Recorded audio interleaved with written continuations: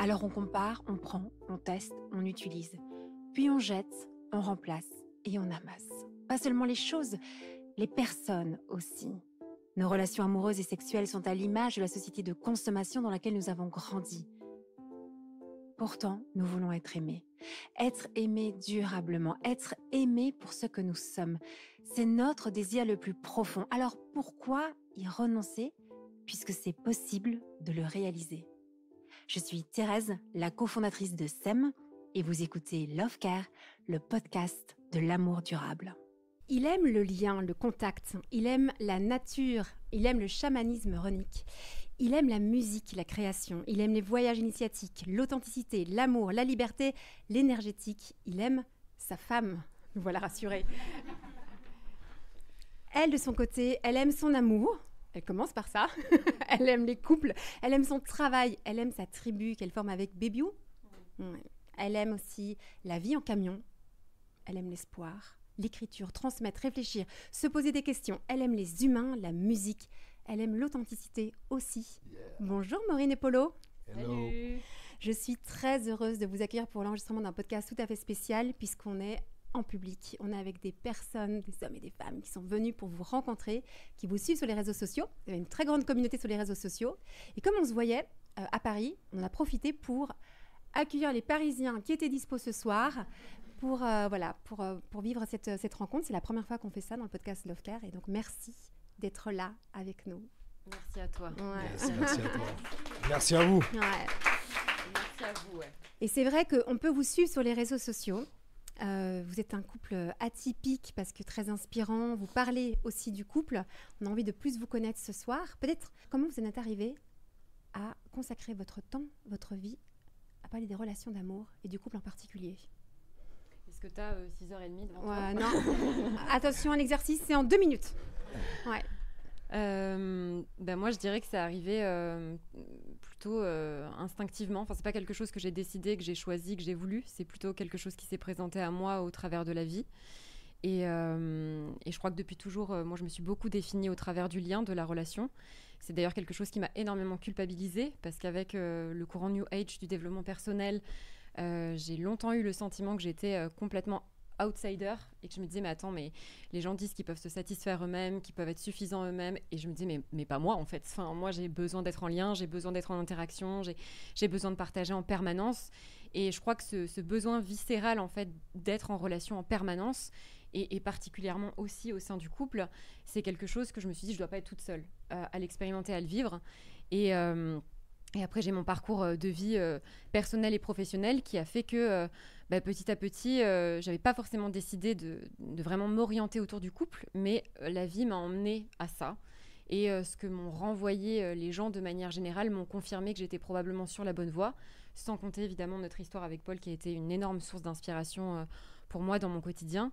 Et je crois qu'en venant aussi d'une famille extrêmement dysfonctionnelle, dans laquelle j'ai observé un couple parental extrêmement violent, je me suis dit, il y a quelque chose d'autre, quoi. Tu vois, un espèce d'espoir qui a jamais lâché en moi. Et en devenant maman, c'est vraiment aussi le moment où je me suis dit, tu peux changer quelque chose, en fait. Là, c'est le moment. S'il y a quelque chose qui doit changer, c'est maintenant.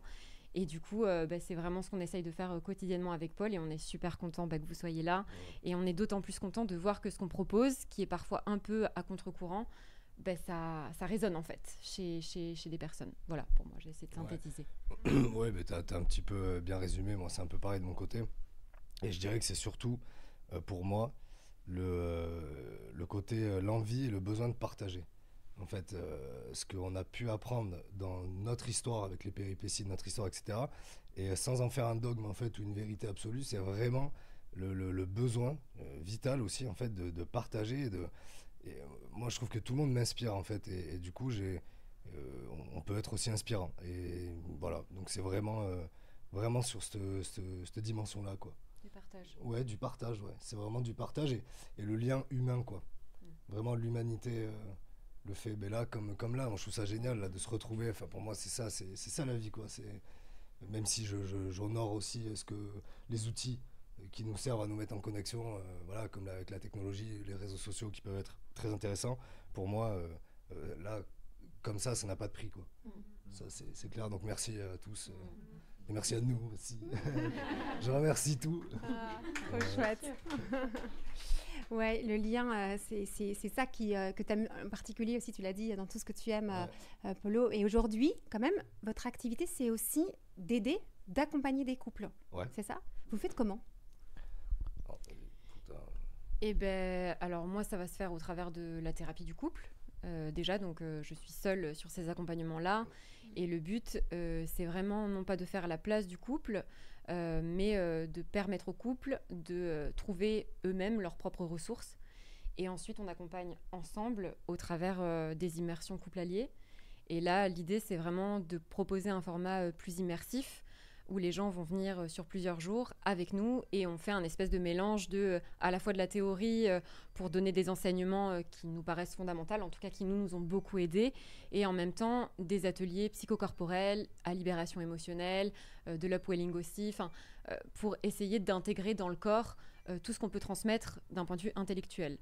À côté de ça, il y a aussi tous les temps informels qu'on partage avec les couples. C'est ce qu'on s'est rendu compte sur les immersions, et là sur l'immersion qu'on a fait en mai.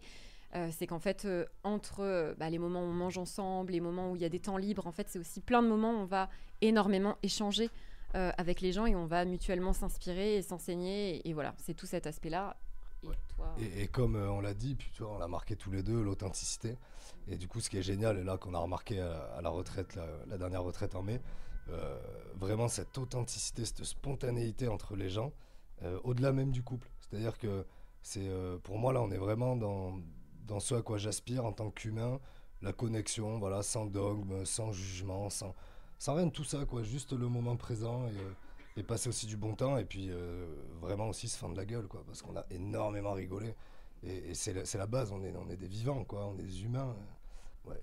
Les réseaux sociaux qui est un autre outil qu'on va utiliser pour communiquer à plus large échelle nos idées et puis pour illustrer en fait ce qu'on vit dans notre quotidien, parce que tout ce qu'on essaye de créer comme contenu sur les réseaux sociaux, c'est je le disais cet après-midi, moi j'ai mon téléphone avec moi tout le temps et en fait il y a 60 fois par jour où je le sors et je me dis putain, ça faut que j'en parle, ça faut que je le note, faut qu'on fasse un reel dessus, là on vient de s'engueuler, il faut qu'on le note, et en fait c'est tout ça, et se dire en fait ce qui nous a servi là, la prise de conscience qu'on a eue, la discussion qu'on vient d'avoir, c'est quelque chose qu'on peut illustrer, qu'on peut retranscrire et qui pourra d'une manière ou d'une autre permettre à d'autres personnes en fait d'avoir peut-être soit des prises de conscience, soit de se dire putain mais en fait je suis pas tout seul, voilà, ou toute seule, voilà, tout cet aspect-là aussi. Ouais, mais c'est hyper important parce que je pense que c'est votre grande force, c'est qu'on peut quand même s'identifier aussi à vous d'une certaine façon, parce que vous êtes des vrais gens de la vraie vie, et ça fait même en plus de vous voir en vrai, on se dit vraiment ça, on pourrait être copains dans la vraie vie, et donc le fait que vous partagez un petit peu de vos joies, de vos peines, et surtout ce que vous avez développé comme ressources,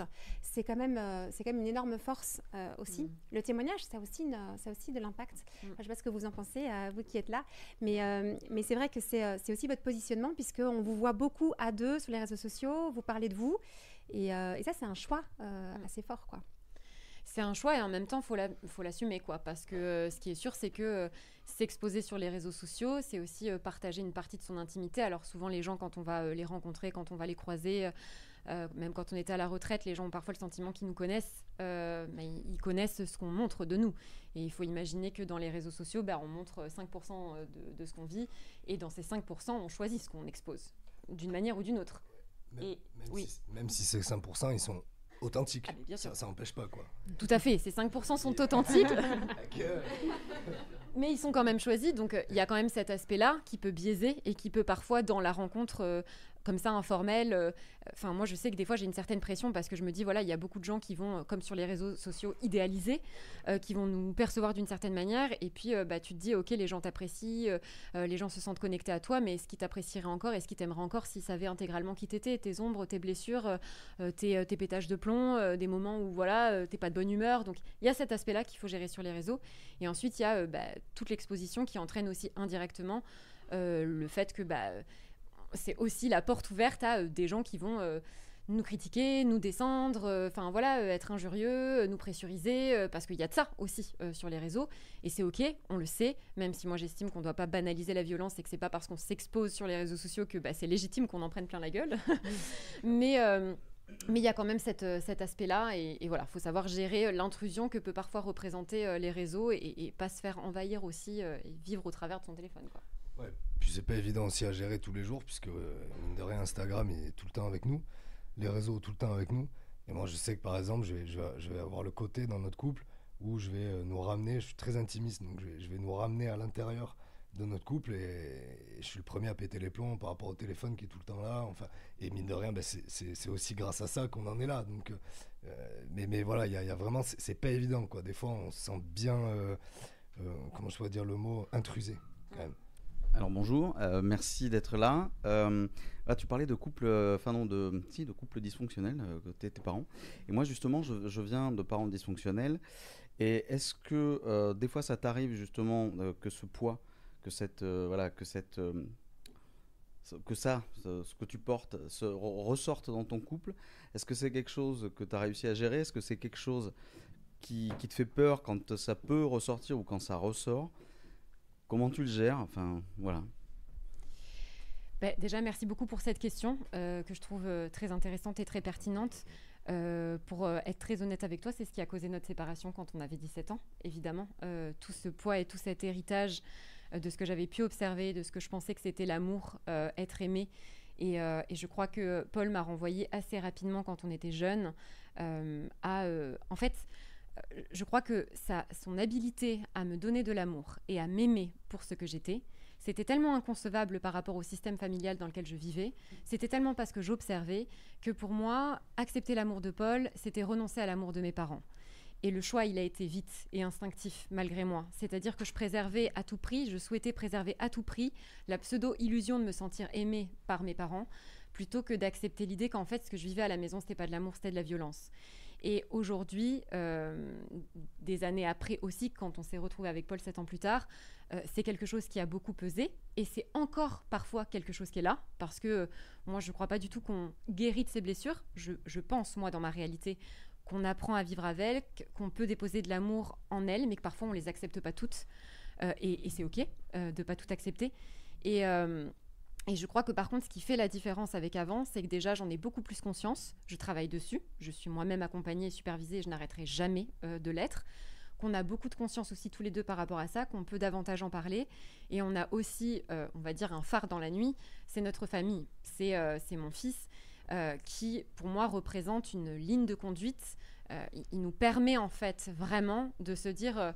ok, quels parents j'aurais aimé avoir quand j'étais enfant et du coup, comment je peux réparer cette petite fille en moi ou ce petit garçon en donnant à mon enfant ce dont j'aurais aimé plus jeune.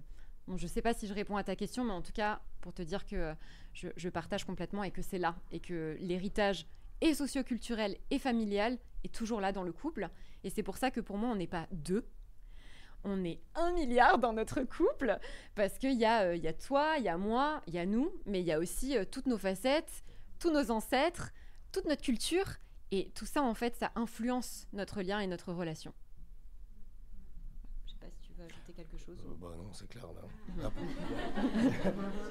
Merci. Je répondrai plus tard, voilà. Je vais pas faire mieux, là. Ça tombe très bien que, je sais pas comment tu t'appelles, Arnaud ait posé cette question parce que moi c'est un peu en lien aussi. J'avais écouté un podcast où Maureen a été interviewée aussi et elle a raconté un peu votre histoire et notamment votre relation quand vous étiez très jeune. Et ce qui m'a interpellée, c'est que tu as dit qu'elle était très, très difficile, avec beaucoup de conflits, beaucoup de choses un peu toxiques.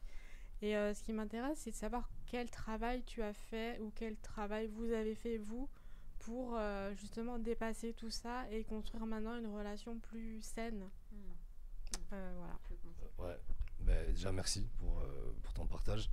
Et alors, le premier truc qui me vient, c'est que dans tous les cas, on n'est pas les mêmes qu'on était quand on s'est séparés. Et quand on s'est retrouvés, même si en se retrouvant, on a repris là où on s'était arrêté, il y a 7 ans d'écart et il y a 7 ans de vécu chacun de son côté. Du coup, obligatoirement, en fait, on ne peut pas en faire les mêmes choses. J'ai envie de dire aussi que le fait de s'être retrouvé en tribu avec le petit, ça nous a permis, comme tu disais juste avant, d'avoir une ligne de conduite et du coup, je pense qu'il a été même fédérateur et moteur de ces nouveaux cycles, tu vois, il nous a aidé au final à renaître, quoi. Et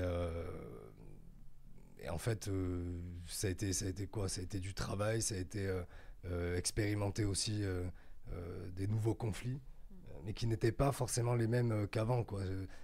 Notre relation à l'époque, elle faisait partie du passé, elle était vraiment à l'époque, quoi. Donc après, on a essayé de travailler avec ce qui était là au moment où on s'est retrouvés. Oui, et moi je dirais que, en tout cas pour ma part, moi assez jeune, dès que je suis partie de chez moi et que j'ai eu mon fils, j'ai été en thérapie en fait. Et donc la thérapie, c'est vraiment quelque chose qui m'a énormément aidée parce que ça m'a permis de mettre de la distance et du recul et de reconnecter à des émotions refoulées en fait, et de mieux appréhender tout ce que j'avais vécu et d'y répondre d'une manière plus cohérente en fait avec la femme adulte, jeune adulte que j'étais. Et puis après, il y a toutes les discussions. Moi, j'estime que la communication, c'est pas la clé, mais en tout cas, savoir vraiment dialoguer l'un avec l'autre, arriver à prendre du recul, se dire attends, mais là, en fait, moi, je connecte à ça, moi, j'ai peur de ça, moi aussi, ça, c'est mes limites, ça, c'est ok, ça, c'est pas ok. Tu vois, là, j'observe quelque chose chez toi qui me dérange, et savoir se remettre en question. Moi, je pense que la capacité de n'importe quel être humain à mettre son orgueil de côté, même si c'est souvent une stratégie de survie, et à comprendre pourquoi j'agis. Qu'est-ce qui fait que là, je me sens insécure? Qu'est-ce qui fait que là, je suis en colère? Qu'est-ce qui fait que là, j'ai envie de pleurer? Qu'est-ce qui fait que là, je me sens bien? Et ben, le fait de pouvoir mettre de la conscience et avoir une vraie compréhension sur qu'est-ce qui se joue à l'intérieur de moi à ce moment-là, me permet derrière de mieux comprendre mon allié.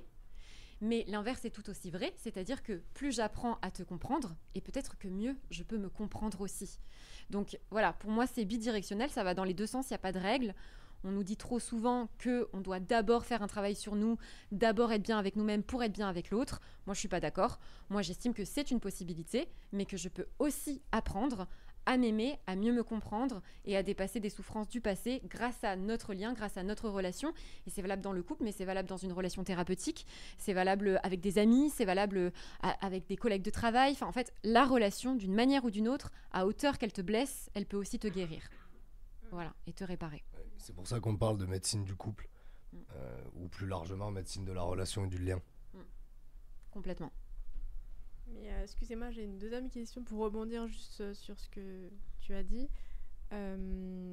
Tu as parlé de à hauteur qu'elle te blesse. Enfin, j'ai pas toute la phrase, mais et justement, comment on fait la différence entre une relation qui peut être toxique avec une relation qui blesse beaucoup, mais pour nous faire grandir? Eh ben, j'ai pas la réponse à cette question parce que ça dépend de chacun. Okay. Et je pense qu'il y a une énorme limite.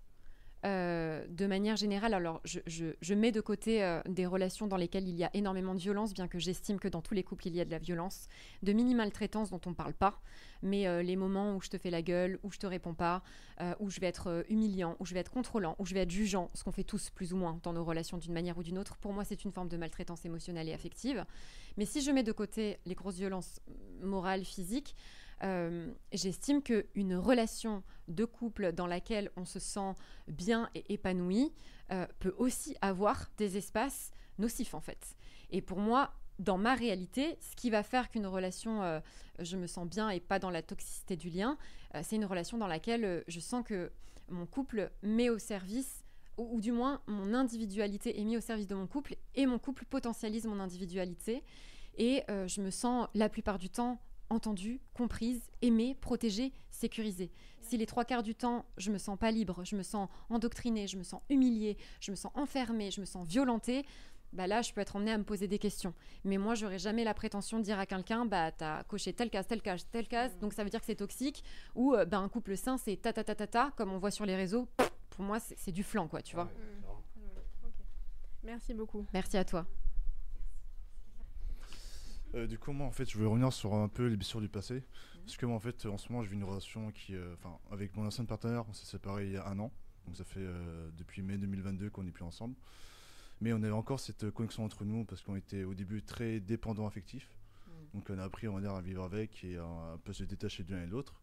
Et pendant ces 1 an de séparation, je sais que moi, de mon côté, elle aussi, on s'est beaucoup reconstruit et on s'est en fait reconnecté à nous-mêmes. Et là, depuis ces quelques mois, en fait, on essaie de se reconnecter ensemble. Mais on a encore cette petite appréhension, en fait, par rapport à nos blessures du passé, qu'on a peur, en fait, qu'ils ressurgissent. Donc, moi, je voulais savoir comment vous avez fait pour, en fait, un peu, on va dire, avancer ensemble avec ces blessures du passé. Tu veux commencer ou... Ouais, moi j'ai juste envie de dire que déjà on leur a fait de la place. Ouais. Déjà, moi je pense qu'on leur a fait de la place, déjà on leur a laissé l'espace d'exister. Et ensuite on a essayé d'apprendre à les maîtriser. Après, moi il y a quelque chose là qui m'interpelle, c'est quand tu dis dépendance affective, ça c'est pareil. Faut vraiment savoir qu'est-ce qu'on met derrière. Par exemple, moi je sais que j'ai aucune honte à dire que j'ai besoin de Maureen dans ma vie, et je me sens pas dépendant affectif pour autant. Donc tu vois, c'est où est la limite, encore une fois, de tous ces mots toxiques, dépendant affectif, tout ça, c'est lourd. Franchement, c'est lourd, quoi. C'est vraiment des trucs, ça enferme, c'est culpabilisant, c'est de la lourdeur, c'est vraiment de la lourdeur. Moi, je dirais que la première étape de ce que je m'en souviens, et qu'on continue à faire, parce qu'en fait, c'est tout le temps, c'est vraiment de les accueillir et de leur faire de la place. Ça peut être les verbaliser, comme les vivre aussi. Hein. Nous, on est passé par plein d'épisodes un peu dramatiques, quoi. Enfin, c'est aussi oser, j'ai envie de dire, prendre le risque que ça se repasse pareil, mais avec l'espoir d'en faire autre chose, je dirais, pour ma part. Ouais, moi je rejoins Polo sur l'idée de la dépendance affective, même si je ne mets pas de côté que des personnes très insécures dans leur lien d'attachement peuvent avoir tendance à développer une forme de besoin vital d'être en permanence proche de leur figure d'attachement principale qui, une fois qu'ils sont plus enfants, et donc c'est plus papa-maman ou beau-père, belle-mère, ça devient leur amoureux ou leur amoureuse. Mais moi j'estime aussi que pour moi, on est tous dépendants du lien. Pour moi, on a tous besoin d'être en relation. Pour moi, aimer et être aimé, c'est avant manger et boire. Donc, je sais que je vais remettre en question par moments des choses qui, contextuellement, dans notre nouvelle ère, peuvent bousculer. Et je sais que ça ne parle pas à tout le monde, mais en tout cas, moi, c'est comme ça que je le vois, c'est comme ça que je le vis. Moi, je suis complètement OK avec l'idée. Je ne vois pas pourquoi ça pose problème qu'on puisse dire moi, si je perds mon enfant, je suis dévastée. Si je perds ma fille, mon fils, je m'en remettrai jamais, j'y arriverai pas. Et pourquoi ça nous gêne autant de le reconnaître à l'égard de notre allié ? Pourtant, c'est plus ou moins la même chose, en fait. Et du coup, je rejoins aussi Polo sur l'idée que, pour moi, la première des choses à faire, c'est d'accepter que les blessures, elles sont là. Et que chercher à être un couple dans lequel il n'y a pas de blessure, ou si elle se réveille, en fait, tout est pisse, tout est flex, on est guéri, on est réparé, tout va bien. En tout cas, moi, je ne le connais pas. Même encore aujourd'hui, avec la conscience qu'on peut avoir sur notre relation et le travail qu'on a fait respectivement, et tout seul et ensemble, il y a plein de fois où il y a des blessures qui se réactivent. La différence, comme on le disait, c'est qu'on a accepté l'idée que ça pouvait se réactiver. On a accepté l'idée que la relation, à certains moments, elle peut faire mal. Ça ne veut pas dire, ça ne conditionne pas le lien à ce que ça fasse mal, mais ça veut juste dire que ce n'est pas parce que ça fait mal, ce n'est pas parce que c'est inconfortable, ce n'est pas parce que c'est désagréable, ce n'est pas parce que ça fait peur qu'il faut lâcher. Parce qu'en fait, sinon, tu vois rien, quoi. Enfin, la vie, c'est l'ombre, c'est la lumière, c'est la joie, c'est le rire, mais des fois, c'est la colère, la tristesse, le deuil, la perte, la séparation, le lien, l'union. En fait, c'est toutes ces choses-là. Et je crois que ça commence aussi par accepter que y a des moments où j'en chie. Et il y a des moments où t'en chies. Et qu'est-ce qu'on fait ? Est-ce que c'est on reste chacun de notre côté et on apprend à gérer ça tout seul dans notre coin ? Ou est-ce qu'on le met au sein de l'espace de notre couple ? Est-ce qu'on s'en remet à notre couple ? Je me fais confiance, je te fais confiance, je nous fais confiance.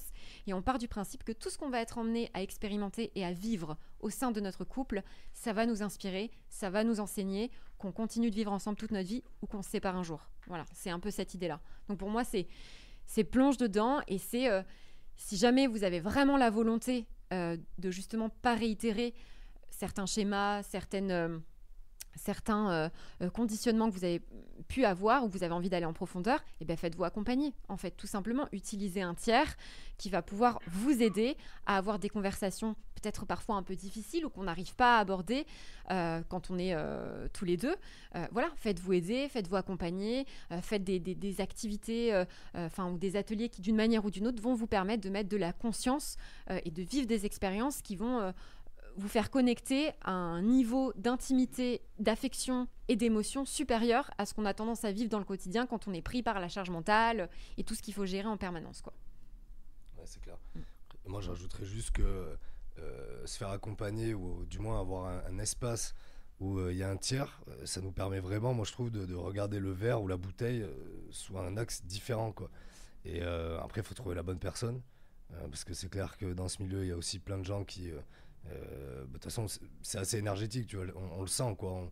On voit la personne, si elle prétend nous donner des solutions très rapidement, il y a un problème. Enfin, pour moi, le thérapeute est censé te renvoyer à certaines questions, te questionner pour que toi, tu trouves les solutions et les clés. Donc, je pense que c'est pas évident non plus à trouver la bonne personne qui peut jouer ce rôle-là. Et après, ne jamais oublier qu'en fait, rien n'est figé. C'est-à-dire que tout est tout le temps en mouvement. Enfin, c'est valable dans le quantique, dans le subtil, partout. Tout est tout le temps en mouvement. Il n'y a rien qui est figé, sauf notre mental, quoi. C'est notre mental qui fige les choses. Mais en fait, tout bouge. Hein. Donc il y a aussi s'en remettre à une confiance plus grande aussi. D'où un peu l'aspect plus spirituel, dimension plus spirituelle, quoi. Et juste une dernière question par rapport à la confiance. C'est parce que si on s'est séparés, c'était par rapport à cette perte de confiance qu'on a eue. Je veux savoir par rapport à ça, vu que parfois elle a peur que je la brise à nouveau, que je peux comprendre, et que moi aussi de mon côté je puisse encore la briser. Comment vous avez fait en fait pour avoir dans cette situation? Est-ce que vous avez anticipé, ou alors vous avez vraiment donné pleine confiance entre vous pour vivre ce que vous devez vivre ensuite? Je crois qu'en fait, en tout cas je vais parler pour moi, j'ai accepté l'idée que me remettre avec Polo, c'était potentiellement mourir de nouveau. Et c'est en ce sens que je fais le lien entre l'amour et la mort, qui pour moi n'est jamais séparé.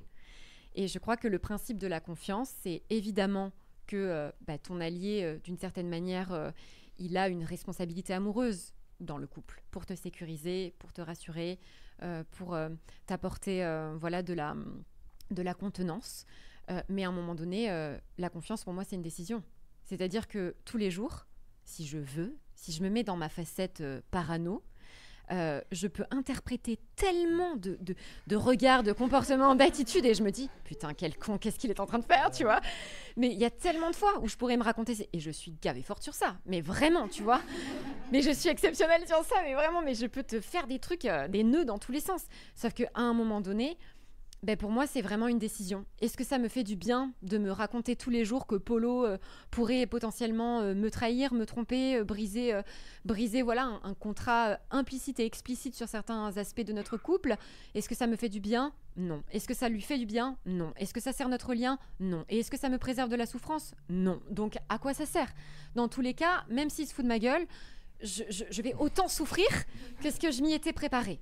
Donc, autant partir du principe qu'il ne le fera pas. Et s'il le fait, je le démontre. On la démontre. Tu as la liberté d'agir en plus. Voilà, c'est ça.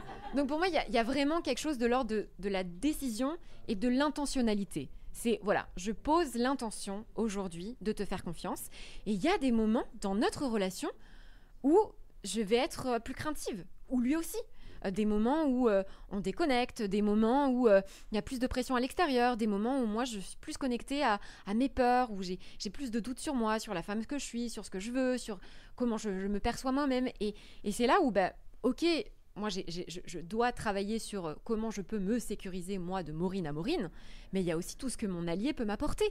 Et c'est là où je pense qu'il y a un biais de nouveau dans cette notion du dev perso, du apprends à t'aimer toi-même, apprends à te suffire toi-même, apprends à te rassurer toi-même, oui, mais dans une certaine limite, parce que si on part du principe qu'on est tous des enfants qui, d'une manière ou d'une autre, ont, à un moment donné, exploré ou vécu des traumas, même si c'est des petits traumas, mais des traumas, c'est parties de nous qui ont été blessées dans le lien.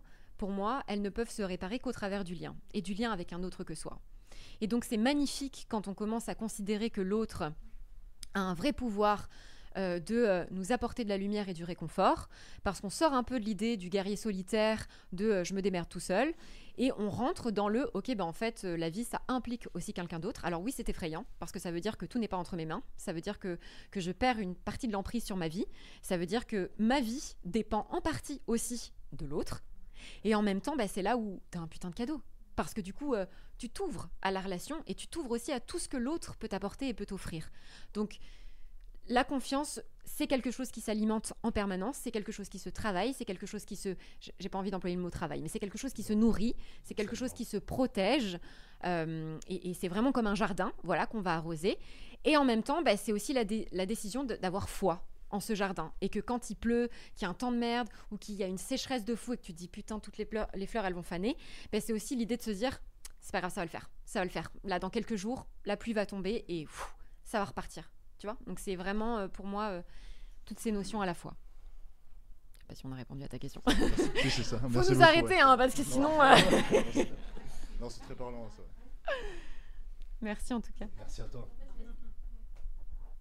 C'était pour rebondir en fait par rapport à ce que tu as dit. Je pense qu'aussi, enfin moi, ce qui m'aide par exemple dans ce genre de cas ou des problématiques que je vais rencontrer, c'est en fait de moins mentaliser et plus faire avec le cœur. Et en fait, à partir de là, je pense qu'on redescend aussi en termes de...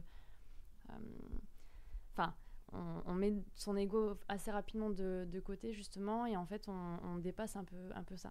Du coup, enfin, on parle plus vraiment à travers nos blessures. En fait, on parle avec notre cœur, et du coup, ça aide beaucoup. Enfin, en règle générale. Et est-ce que tu crois pas que le cœur peut être blessé ? Alors, pour moi, je le dissocie, oui, mais je le dissocie en fait les blessures qui font partie pour moi de l'ego et le cœur en fait qui connaît pas ça et qui connaît plutôt l'amour inconditionnel et qui fait que on est tous interconnectés entre nous et que c'est comme ça qu'on se comprend le mieux en fait, plutôt que de parler avec notre ego et notre mental. Ok. Ce que j'aimerais savoir, c'est comment vous avez, enfin toi Maureen, qui parle de cette expression des symptômes qui a été très violente, comment dans la phase de séparation tu l'as géré. Est-ce que toi aussi tu as eu ces questionnements-là de mais quelle image je lui ai laissée, mais c'est horrible, mais c'est terrifiant, et toi Polo, comment est-ce que tu as constaté qu'il y avait en fait finalement un énorme décalage entre ce que Maureen avait pu percevoir d'elle et ce que toi tu as ressenti de ça finalement? Je sais pas si la question est claire. Voilà. C'est très clair et merci infiniment pour ton authenticité, pour ton partage, voilà, en toute vulnérabilité, comme tu disais qu'il y avait de l'émotion, donc merci pour ce courage-là. La première des choses, c'est que moi, ce que tu dis, ça résonne énormément, et je sais qu'à l'époque où on s'est séparés avec Paul, ça a été extrêmement brutal pour moi, et s'en est suivi 7 ans de silence absolu, dans lequel je n'ai absolument pas pu connecter à Paul, et c'est vrai que sur les 3 années qui ont suivi notre séparation, ça me bouffait. La culpabilité me bouffait, et le fait de me dire putain mais en fait j'ai été un tyran, j'ai été un monstre, et c'est ça qui va retenir de moi, et il va oublier tous les bons moments, tous les moments de partage, d'amour, de réflexion, tout ça, il va juste focaliser sur ça. Et en fait je crois que par rapport à la culpabilité, on a souvent tendance, face à quelqu'un qui culpabilise ou qui s'en veut, de lui expliquer par A plus B à quel point il a fait ce qu'il a pu, voilà, il a fait de son mieux, c'est pas grave, voilà. Et en fait, pour moi, quand on fait ça, on passe à côté de cette partie de nous qui a besoin de réparation et qui a besoin de demander pardon.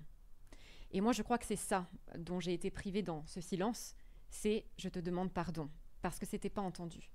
Et je crois que si j'avais eu l'opportunité à cette époque juste et le courage de prendre mon téléphone ou d'écrire une lettre, qu'importe comment je l'aurais fait, et de prendre ma part de responsabilité, de dire voilà, pour cet aspect-là de notre relation, pour ce que j'ai dit, pour ce que j'ai fait, je te demande pardon. Et ça prendra le temps que ça prendra, et si tu veux pas me pardonner, c'est ok, mais en tout cas, moi, je te demande pardon, parce qu'il y a des espaces dans lesquels j'ai fauté d'une manière ou d'une autre dans ma vision du monde, et ben ça m'aurait énormément libérée d'un gros poids.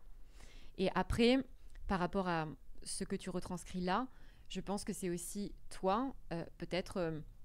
et ça, il n'y a que toi qui le sais, mais en tout cas, peut-être faire de l'espace en toi-même sur ces zones sensibles qui ont été activées au moment des retrouvailles avec cet homme et de la séparation.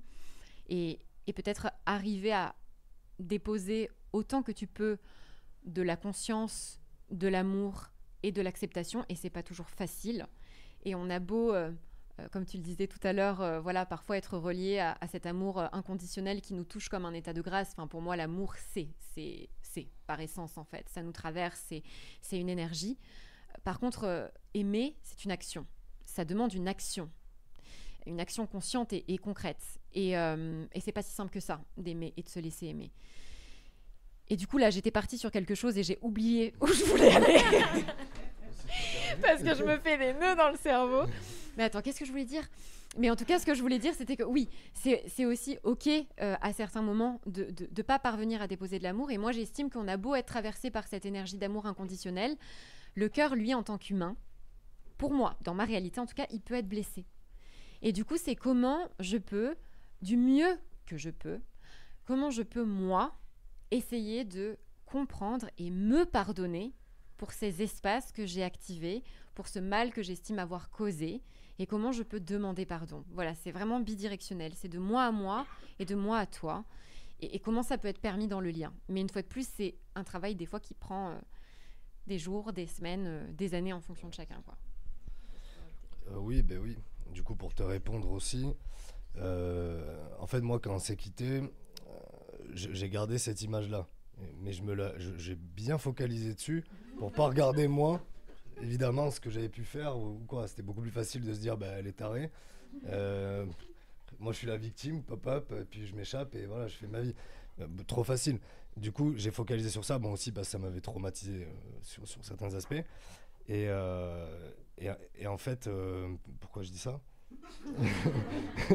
C'est infernal. Qu'est-ce que tu as gardé comme image, en fait? Oui, du coup, voilà, j'avais commencé, j'ai focalisé sur cette image-là que Maureen m'avait brisée. Je m'étais dit ça, mais en fait, très rapidement, à cette époque-là, j'ai fermé la porte. C'est-à-dire que je me suis dissocié et je n'ai pas pensé à Maureen. C'est un truc assez incroyable qui s'est passé. Là, même d'en parler, là, je sens que j'ai le corps qui tremble. C'est un truc de malade. C'est-à-dire que je me suis mis en mode survie. Et j'ai dit, ça s'est fait comme ça. J'ai tout fermé et je suis parti et je suis allé vivre ma vie. Et en fait, ce qui est horrible, c'est que moi, je l'ai pris à retard. Et 3 ans après, j'ai tout pris dans la tronche. Et là, autant te dire que c'est arrivé fois 1000, quoi. Et à ce moment-là,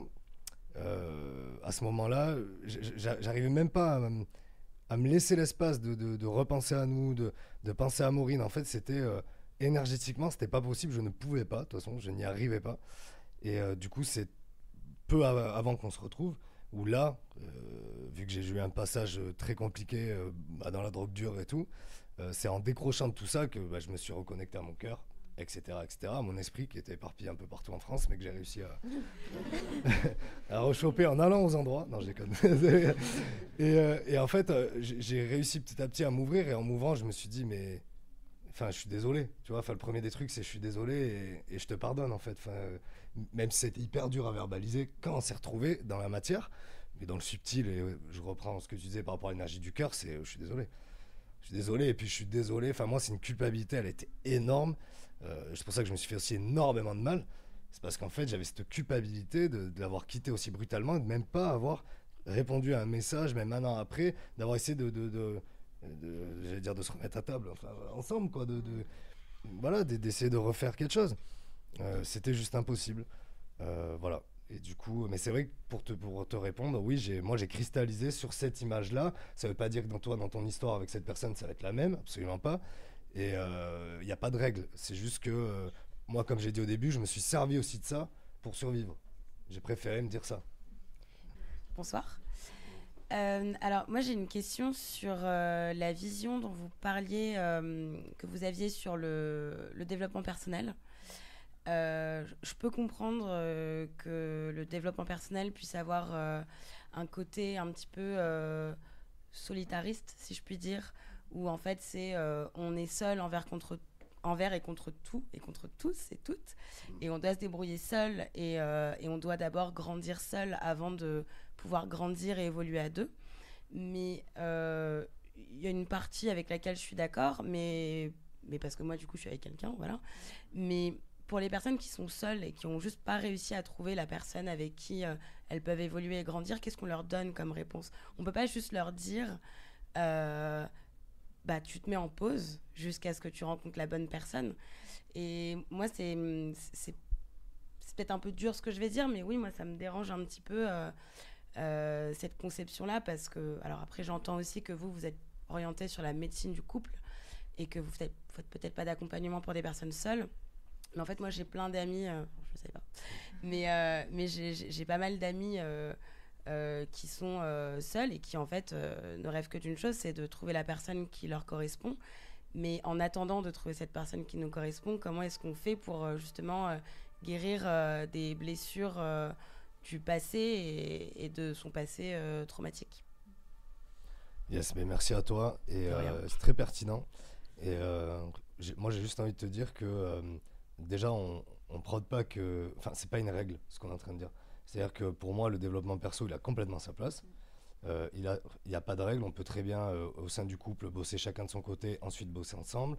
On peut très bien se mettre en couple, bosser ensemble pour pouvoir ensuite bosser sur chacun de nous. Ou ne pas être en couple, j'allais y venir. Et on peut très bien, en fait, le message là, c'est pas du tout de se mettre en pause. Au contraire, c'est quand on est tout seul, on est tout seul, donc ça devient du développement perso par la force des choses, en fait. Mais une fois qu'on est en couple, ça peut être intéressant, c'est dans cette dimension qu'on essaie d'amener, de passer par le couple et la médecine du couple et ce que ça peut nous apporter pour ensuite faire un travail individuel. En fait, c'est un peu faire le travail individuel au travers de la relation et du lien. Mais par contre, pour les gens qui sont tout seuls, de toute façon, tu n'as pas trop le choix. Et en plus, d'ailleurs, Maureen fait des accompagnements en solo. Même moi aussi, dans les ateliers énergétiques, tout ça, il y a des gens qui sont tout seuls. Donc c'est complètement OK. Et moi, je suis OK avec la vision aussi du dev perso. Je ne crache pas du tout dessus. Je le respecte. Je dis juste ce qu'on dit, c'est qu'on est très souvent dans cette espèce on nous présente encore une fois une pensée unique, quoi. C'est toujours la même chose. Depuis tellement longtemps, ça doit se passer comme ça. Et nous, on dit juste que non, c'est pas obligé. Ça peut aussi se passer dans l'autre sens. C'est juste ça, quoi. Mais merci à toi parce que c'est parfait comme question. Merci, c'est plus clair. Oui, et puis je crois que... alors, je suis complètement d'accord avec ce qu'il a dit et je te remercie aussi pour la question que tu poses parce que c'est des fois des peurs qu'on peut avoir aussi à l'égard de nos réseaux sociaux parce que c'est vrai que des fois, on s'est dit « Putain, mais merde, toutes les personnes qui sont toutes seules, est-ce qu'on leur envoie pas un message aussi difficile à accueillir de vous êtes tout seul, donc vous pouvez pas avancer ». Et c'est vraiment pas le but. Malheureusement, quand tu essayes de communiquer sur un sujet, tu sais forcément qu'il y a des gens qui vont pas se sentir concernés ou qui vont le prendre contre eux et donc c'est difficile même si on essaye d'être le plus inclusif possible, c'est pas toujours simple, mais en tout cas ce qui est sûr c'est que déjà par rapport à ce que tu as dit, moi je crois pas qu'il y ait une bonne personne. Moi je pense que tu vois voilà, il y a la personne que tu vas choisir. Ensuite, je crois que c'est pas juste le couple. Le couple, pour moi, c'est un espace dans lequel les blessures vont être davantage réactivées. C'est un lieu paroxystique. C'est un peu comme ça que je le vois, où tout est fou, fois 1000. Mais pour moi, c'est la relation qui guérit. Donc, une personne toute seule, en relationnant avec ses amis, en relationnant avec son thérapeute si elle en a un. En fait, pour moi, c'est là qu'elle se développe aussi. Et du coup, ce qu'on dit, c'est que le développement personnel ne doit pas passer au détriment du développement relationnel. En fait, c'est juste ça, nous, notre vision. Et c'est juste pour amener un peu de nuance, tu vois, par moment, dans ce qu'on observe sur les réseaux qui... Parfois, mais dans mon spectre de réalité, tu vois, et c'est vraiment pas une vérité. Une fois de plus, c'est notre spectre de réalité qui est biaisé par nos conditionnements, par notre vision, par nos blessures aussi, tu vois. Mais l'idée, c'est vraiment de se dire, c'est aussi OK si tu te sens pas complètement suffisant avec toi-même, tu vois, parce que moi, au bout d'un moment, je me disais, putain, mais attends, mais moi, je me sens pas du tout suffisante à certains moments, ou mais moi, je me sens pas du tout équilibrée sur certains trucs, ou mais j'ai pas toujours confiance en moi, ou voilà, c'était ce que je disais tout à l'heure, j'ai besoin d'être en relation. Est-ce que ça fait de moi quelqu'un qui a un problème et qui doit se taper encore 20 ans de thérapie, ou est-ce que ça fait de moi quelqu'un d'humain, tu vois? Et du coup, c'est plus la volonté, parfois peut-être maladroite, comment on le formule, mais de vouloir déculpabiliser les gens et de vraiment inviter les gens au lien. Pas forcément au couple, mais au lien. Voilà. Comme on le fait là, quoi, par exemple. Ouais. Mais merci. Merci, c'est plus clair. Merci. Alors, justement, moi, pour répondre à ta question sur les personnes qui sont seules, je fais partie de ces personnes qui sont seules depuis maintenant 5 ans après une rupture, plus de 5 ans après une rupture. Et c'est vrai qu'on a ces blessures, ces inconforts et ces insécurités. Et il faut un temps à tout. Ce que tu me disais tout à l'heure, ça me faisait penser un peu au fait de culpabiliser et tout, etc. Ça me faisait penser un peu à moi aussi, en fait. Il faut demander pardon à l'autre, ça peut être quelque chose aussi, mais se pardonner à soi-même, comment on a été à l'époque, on a fait du mieux qu'on pouvait, en fait. En ce moment, là où on le pouvait, quoi. Au moment présent, tu as fait du mieux que tu pouvais, tu vois. Ça aussi, c'est important, se pardonner à soi-même et vivre dans le présent. Pas, moi, à un moment donné, je ressassais dans ma tête le passé, en fait. Et le seul fait de repenser au passé, en fait, ça réactivait quelque chose. Voilà, il y a ces choses. Et après, au fur et à mesure du temps, il y a aussi, justement, c'est affronter ses blessures, faire face à ses peurs, à ses inconforts, à ses insécurités, se tenir responsable de sa vie, de ce que l'on veut créer et tout, etc. Ça donne de la force, mine de rien. C'est pas facile, hein. C'est pas facile, mais on se tient responsable. Je me tiens responsable aujourd'hui du modèle de vie à laquelle j'aspire, à laquelle je souhaite créer. Ça me donne beaucoup de force là-dedans et ça permet d'avancer. Et il y a l'amour, effectivement, là on est dans le thème du couple, mais l'amour c'est plusieurs expressions aussi. Il y a aussi l'amour justement dans le don de l'autre, justement à partager ses expériences, à partager ses blessures, comment j'ai réussi à surpasser cela, comment j'ai réussi à améliorer cela, justement, c'est très important, c'est une forme d'amour. Il y a aussi l'amour, moi par exemple, c'était dans ma famille et tout, etc. Ça peut prendre différentes formes. Aujourd'hui, effectivement, on est dans une société qui dit que oui, peut-être que si tu n'es pas en couple ou quoi que ce soit, c'est pas forcément à 35 ans et tout, etc. C'est pas forcément bien vu. Ouais, tu vas finir tu vas finir vieux gâté et tout. Mais non, en fait, c'est juste à chacun de trouver sa voie, sa façon qu'il souhaite d'exprimer en fait l'amour, c'est tout quoi. Oui. Voilà. Allô. Merci beaucoup pour ce que tu apportes et j'aimerais rebondir sur deux choses. La première, c'est que tu soulèves quelque chose de très important, c'est-à-dire qu'à hauteur qu'il y a eu, pour moi, il y a une énorme injonction aujourd'hui aussi autour du couple. C'est-à-dire qu'être célibataire, c'est presque une honte, c'est presque un échec, c'est presque un problème, alors qu'en fait, il y a plein de gens qui sont profondément épanouis et qui n'ont pas envie de faire couple. De la même manière qu'il y a des couples qui sont profondément bien en couple, mais à qui on va dire « Oh là là, vous n'êtes pas indépendant. » Donc, en fait, dans tous les cas, les humains, dès qu'ils se perçoivent différents, ils vont trouver le prétexte pour remettre en question cette différence et pour tenter de les faire rentrer dans leur case, dans leur spectre de réalité. La légitimité de cette différence. Voilà, et du coup, je trouve ça magnifique ce que tu retranscris là. Et l'autre chose, quand tu as parlé de responsabilité, moi j'aimerais juste nommer quelque chose qui me paraît fondamental, c'est que être responsable et se porter responsable de sa vie de manière générale ne veut pas dire coupable. Et ça, c'est vraiment très important parce que moi, je sais que pendant longtemps, on m'a dit à certains moments, mais Maureen, si t'en es là aujourd'hui ou si t'as vécu ces expériences traumatiques, c'est que d'une manière ou d'une autre, ton âme l'a voulu, tu l'as souhaité. Et en fait, la seule personne qui peut dire ça, c'est moi. Et personne d'autre que moi. Et en fonction des histoires de vie de chacun, je vous assure que balancer ça au visage de certaines victimes de violences, peu importe où, c'est extrêmement violent. Et il y a des parties de nous qui se culpabilisent et qui se disent « Putain, mais si j'en suis là aujourd'hui ou si j'ai vécu ça, c'est que d'une manière ou d'une autre, j'ai voulu l'attirer, j'ai accepté. » Et donc, il y a presque une forme de culpabilité, alors qu'en fait, tu peux être en partie responsable de ce qui se passe autour de toi et de ce que tu vas en faire surtout. Mais par contre, tu n'es pas coupable de ce qui t'arrive sur le moment, en fait. Et ça, c'est vraiment une nuance, je pense, qui est fondamentale à se répéter en permanence parce que ça va très vite de tomber dans une forme de biais qui, à la fin, nous fait plus de mal que de bien. Et c'est ce que tu nommais aussi. Et donc, merci pour ça. Voilà. Merci beaucoup. Il y a plein de choses qui me viennent en tête, donc il faut que j'arrive à organiser tout ça en une phrase.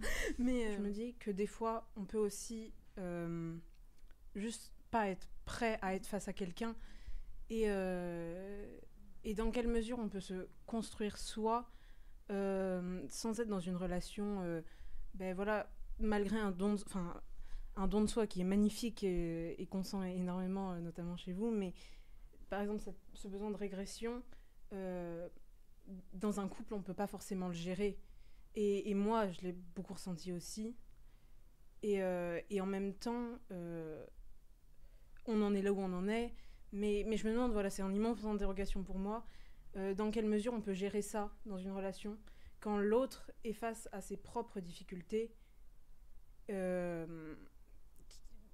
sont parfois des failles béantes et...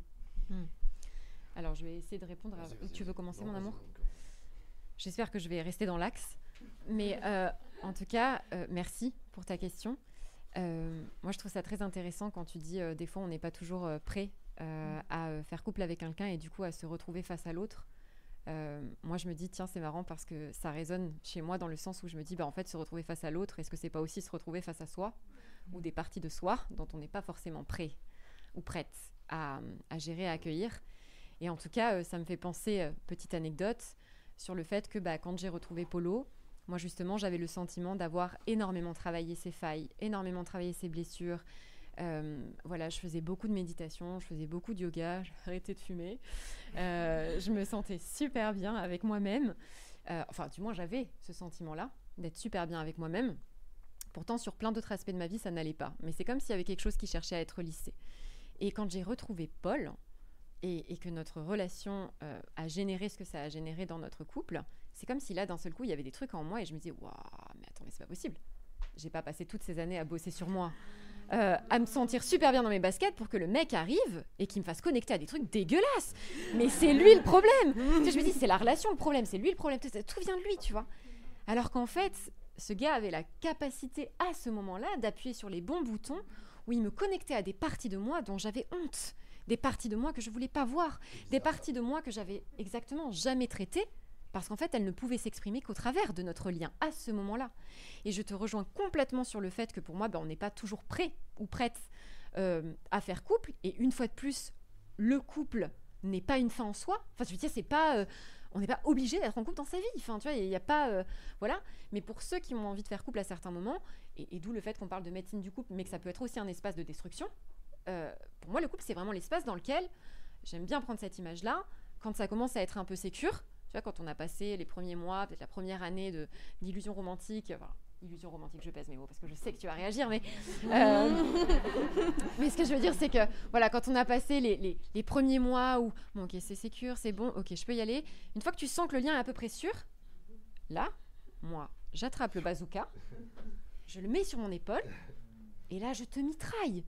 Et je vais me rendre justice de toute mon enfance, de toute ma vie, pour toutes les merdes. Je vais me rendre justice avec toi. Parce que le lien me semble suffisamment sécure pour le faire. Et c'est souvent là, en fait, qu'on se sépare.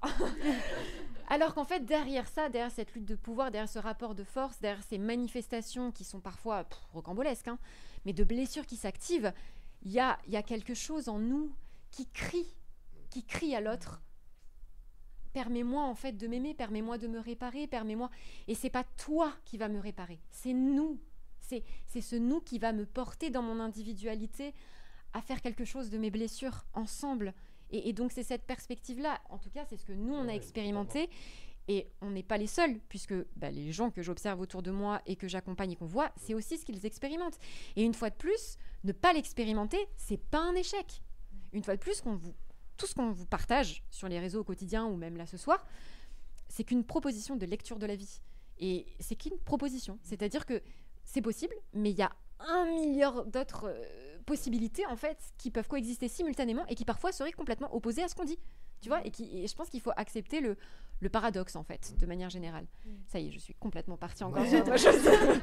C'est terrible. C'est ça, et puis en fait finalement, est-ce qu'on est prêt à quoi que ce soit ?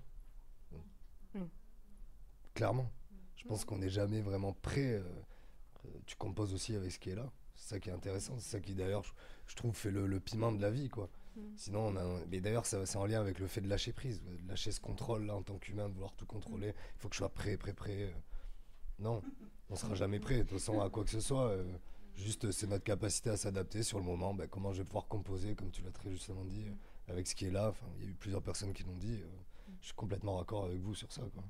Oui, c'est cette ambivalence, si je peux me permettre, entre ce besoin inouï de se dire que on peut être aimé, enfin on est aimable avec ses failles, avec des fois, mais c'est effrayant de voir ça chez soi, et en même temps de se dire qu'on peut pas forcément faire porter ça dans une, enfin on peut pas offrir ça dans une relation parce qu'on s'en sent pas digne, quoi.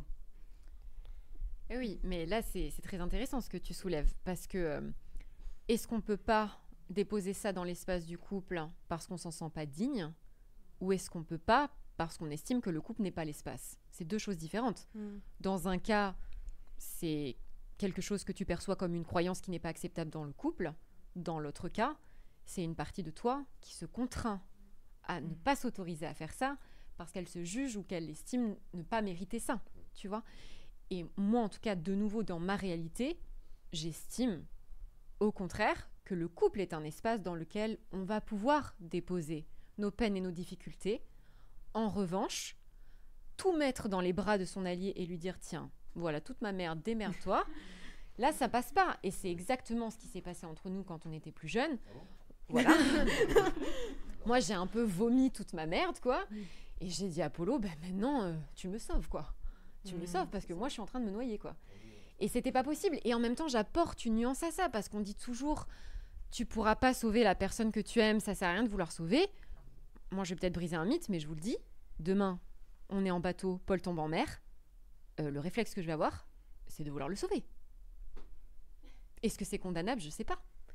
Par contre, dans l'idée de servir le lien et d'avoir la conscience de ça, c'est-à-dire que, ok, je vais peut-être tout faire pour essayer de sauver mon allié au maximum de ce que je peux, mais ça demande une responsabilité, une conscience de la part de notre allié, d'être capable aussi de dire, attends, mais là, tu mets en péril ta vie, là.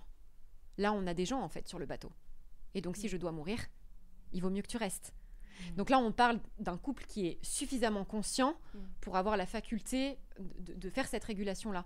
Mais ce que je veux dire, c'est qu'une fois de plus, il n'y a pas de règle. Et je pense que la vie est bien plus nuancée, bien plus complexe que ce qu'on présente en permanence.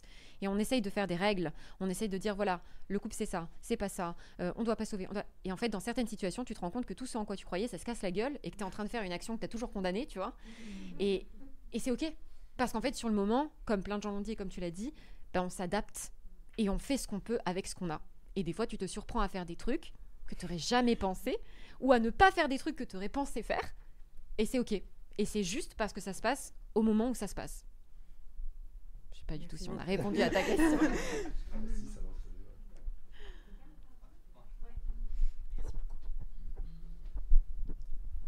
Bonsoir.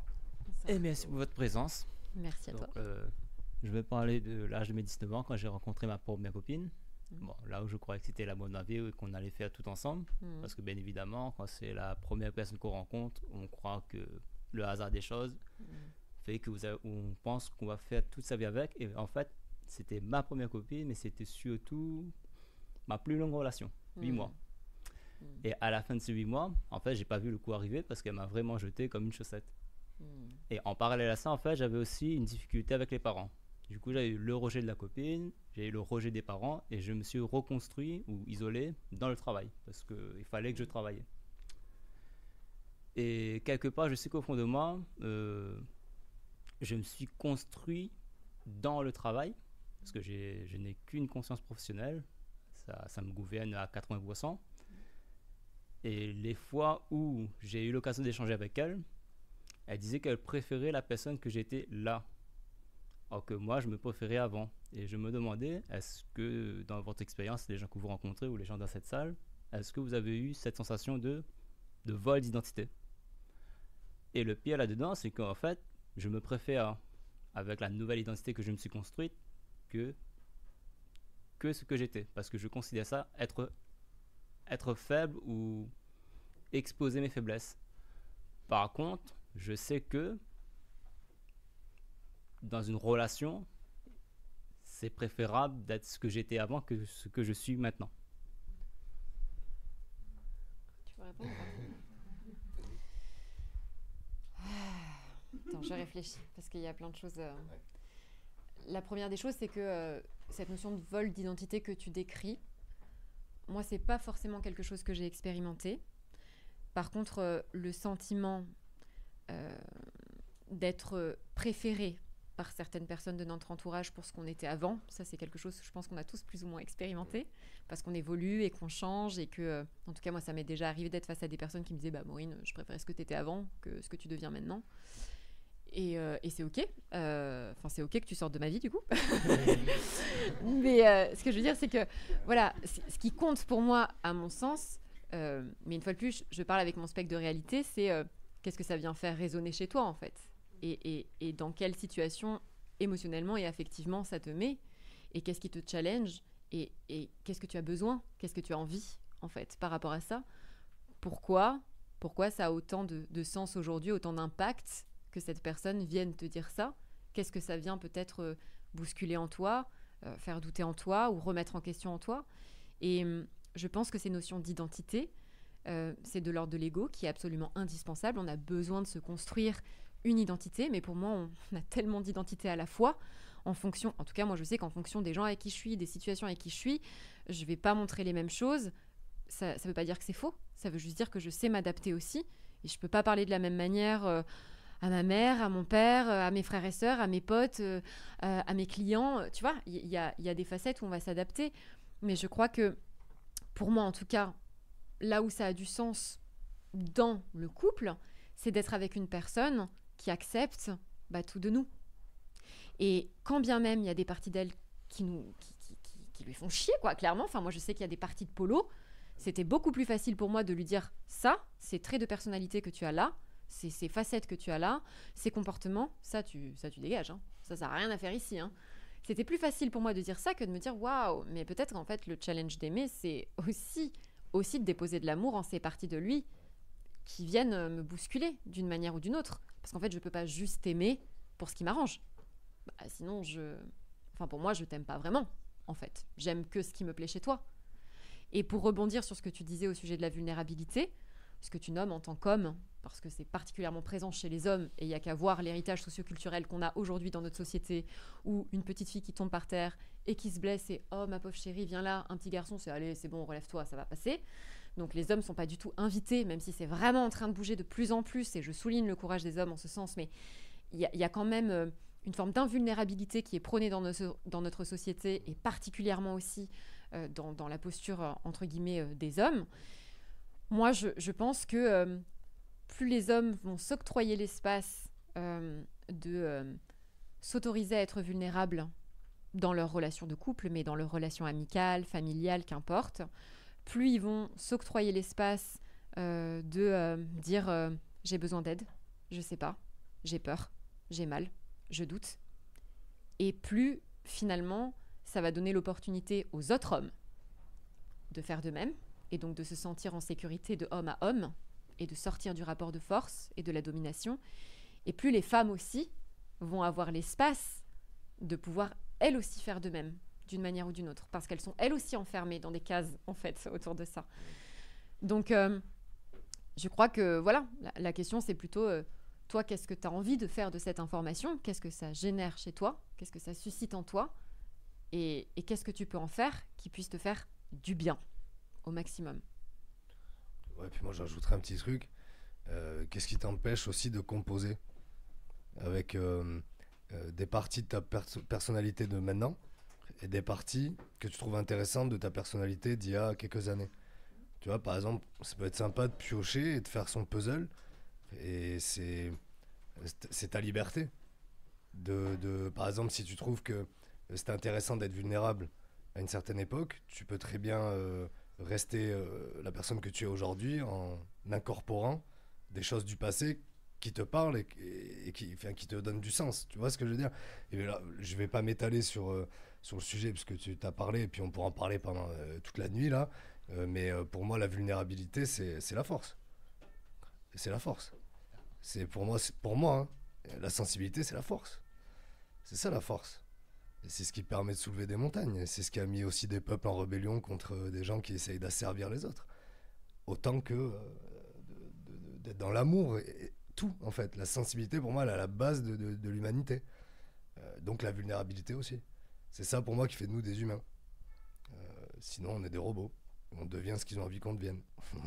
Calme-toi, ça va aller. On peut aussi faire ce genre de podcast. Vous n'êtes pas prêts. Non, mais tu vois ce que je veux dire un peu dans l'esprit. Tu peux composer, vraiment compose quoi. Avec, t'es libre de composer. C'est beau d'ailleurs. Merci, ça m'aide beaucoup. Merci à toi.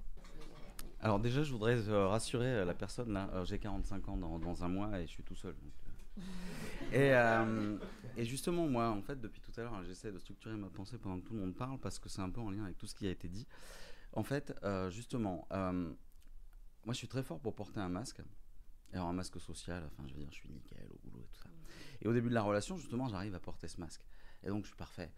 Je suis un peu distant, mais je suis parfait. Par contre, dès que, justement, l'amour commence à vraiment être là, ça devient paroxystique.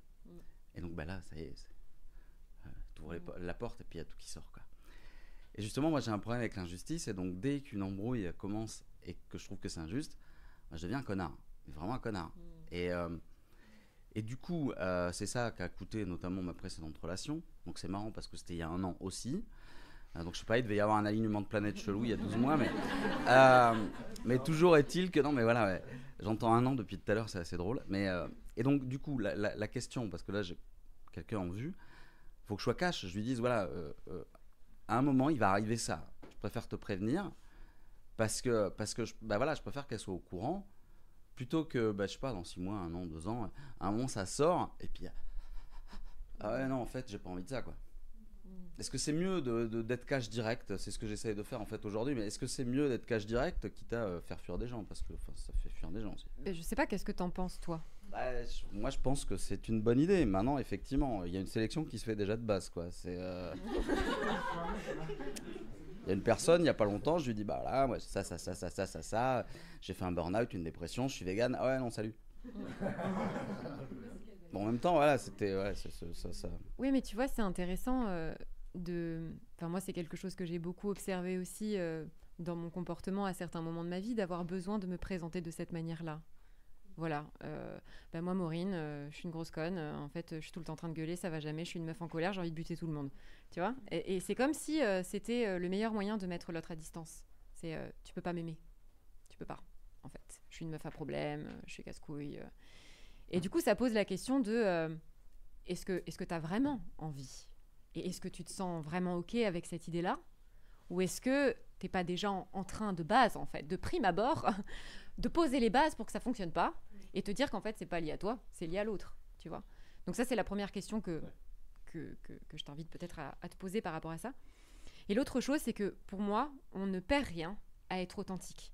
Mais être authentique, ça veut pas dire aspirer l'autre, entre guillemets, avec toutes nos blessures, toutes nos peurs, tu vois. Enfin, tu peux aussi arriver et essayer du mieux que tu peux d'être toi, bien que, une fois de plus, moi j'estime que quand on rencontre quelqu'un dans une relation amoureuse, c'est extrêmement difficile de se montrer sous tous nos aspects, parce que comme tu le dis très justement, même instinctivement, par protection de survie, il y a des masques qui s'activent. Mais est-ce que d'ailleurs, au moment où je sais pas comment on dit, le poteau rose, le rideau s'ouvre, quoi, est-ce qu'à ce moment-là, c'est pas là que commence l'amour, en fait ?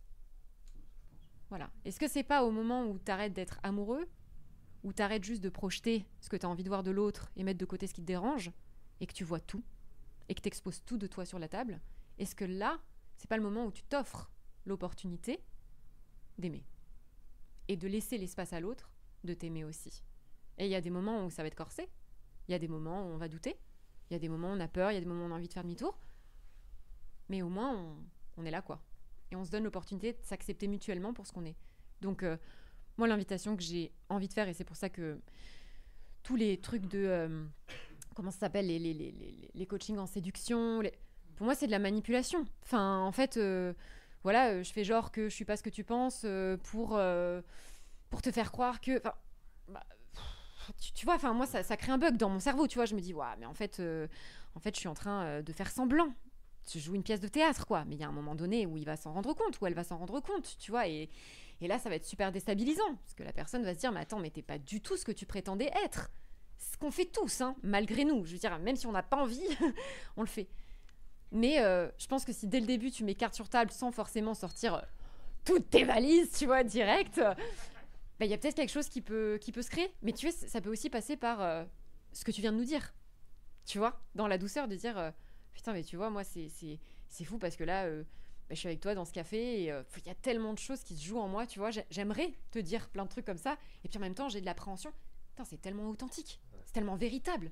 Là, la personne que tu as en face de toi, elle se dit ah ouais, tu vois, enfin, c'est cool, quoi. Et on arrête de faire style, quoi. Ouais, clairement. Et moi, j'ajouterais, mais c'est pareil, c'est dans le même sens. C'est t'es pas obligé d'être aussi brutal, tu vois, peut-être. Genre, ouais, moi, je suis machin, je fais ça. Bah. Et tu vois, l'amener peut-être avec plus de douceur. Et moi, je pense que c'est une super bonne idée. En plus, comme ça, tu vois la personne en face, comment elle va réagir, quoi. Tu déposes ta vulnérabilité. Voilà, transparent, c'est honnête, c'est authentique, c'est ok. Après, je pense toujours pareil, on s'adapte aussi par rapport à la personne avec qui on est, quoi. T'as des gens, ça va le faire fuir, c'est sûr. T'en as d'autres, s'il faut, ça va ouvrir pile poil la porte, c'est parfait. Donc à ajuster, quoi. C'est jamais, il n'y a pas de règle pour. Mais moi, je pense que c'est une bonne idée d'essayer d'être authentique assez rapidement, quoi. et d'arrêter ce grand truc là, du siècle dernier, de devoir faire pendant des mois cette espèce de danse du pan là. C'est chiant quoi. Enfin, non mais je veux dire c'est fini. Et ça veut pas dire qu'il n'y a pas de séduction. On peut la revisiter la séduction. C'est bon quoi. Non mais après c'est vrai qu'il y a une réalité aussi, c'est que moi je sais qu'en ce qui me concerne, mais ce qui me convient pour la simple et bonne raison, c'est que j'ai pas forcément envie que ces aspects y ressortent non plus. Je comprends. Oui, je comprends complètement. Je crois qu'on a tous pas envie que ces aspects ressortent. Et en même temps, est-ce que le couple, c'est pas l'opportunité qu'elle ressorte pour nous offrir la chance de déposer de l'amour dessus? Oser. Ose. Je pense que faut vraiment qu'on ose quoi. Oui, moi j'ai une petite question parce que je vous connais pas très bien par les réseaux sociaux et vous dites que vous êtes retrouvés après 7 ans. Comment ça s'est passé?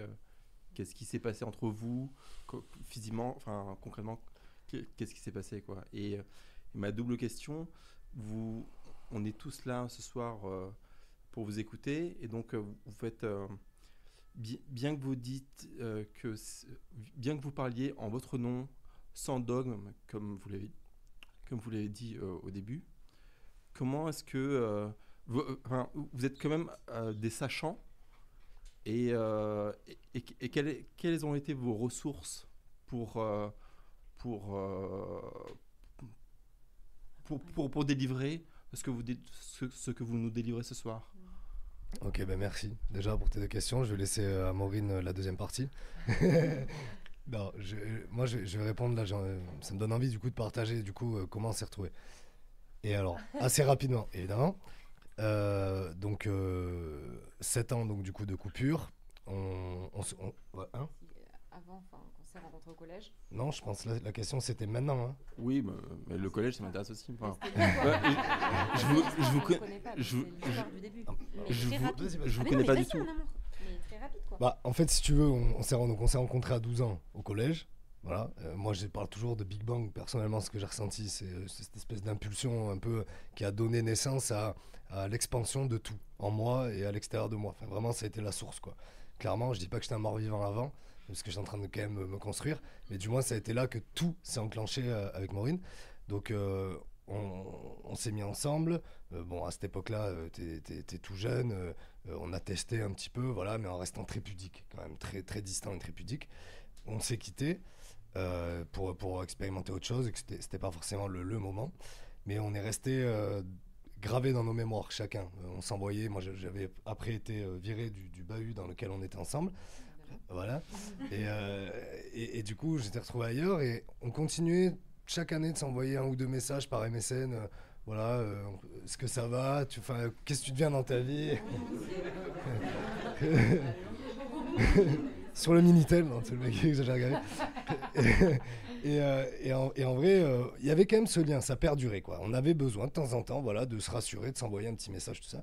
Et après, on s'est retrouvés donc au lycée, où là, ça a été vraiment on s'est octroyé l'espace et le temps de vraiment vivre notre relation. Et ça a été incroyable. Donc ça a été vraiment, moi, l'image que j'ai, c'est le feu, la glace, quoi. C'est les feux de l'amour, le truc. Et on s'est laissé complètement dépasser. Aussi par les événements, on ne savait pas quoi en faire. Il y avait énormément de portes qui se sont ouvertes à ce moment-là. On n'avait pas les clés. À 17 ans, c'est hyper compliqué.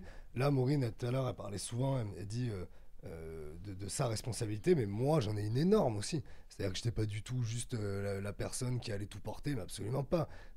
Moi, j'étais un filou. Je faisais plein de trucs dans l'ombre, là, on savait pas ce que je faisais, c'était hyper mystérieux, c'était infernal de faire ça d'ailleurs, tu vois, quand on y réfléchit. Mais voilà, chacun avait sa part de responsabilité, on en a fait ce qu'on en a fait, on a vécu vraiment des mois, pour moi, magiques, où on a vraiment découvert énormément de choses, c'était l'expérimentation, l'exploration, voilà, sur tous les plans, le plan sexuel aussi, c'était incroyable. Et en fait, à tel point que, je reprends un peu ce que tu disais, la fusion, moi je la vois pas du tout comme quelque chose de mal ou de mauvais, juste en fait un peu à l'échelle pour moi de comment est le monde et comment il est fait. Il n'y a pas de mal incarné ou de bien incarné. Pour moi, tout est une question de nuance, tu vois. Et du coup, pour moi, la fusion, si elle est mal gérée, elle peut devenir destructrice. mais je pense pas qu'elle soit foncièrement mauvaise, quoi. Je pense que c'est génial d'ailleurs de fusionner. Et du coup, bref, on a fusionné énormément et on s'est laissé dépasser. On savait pas quoi en faire et ça a switché.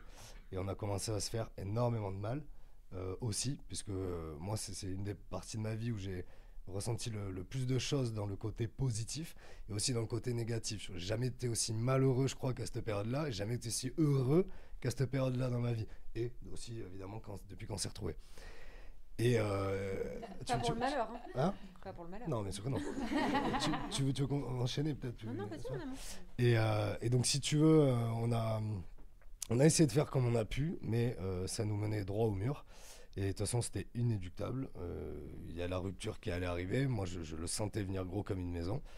Et en fait, j'ai pris le devant et j'ai décidé de mettre un terme à la relation, tu vois.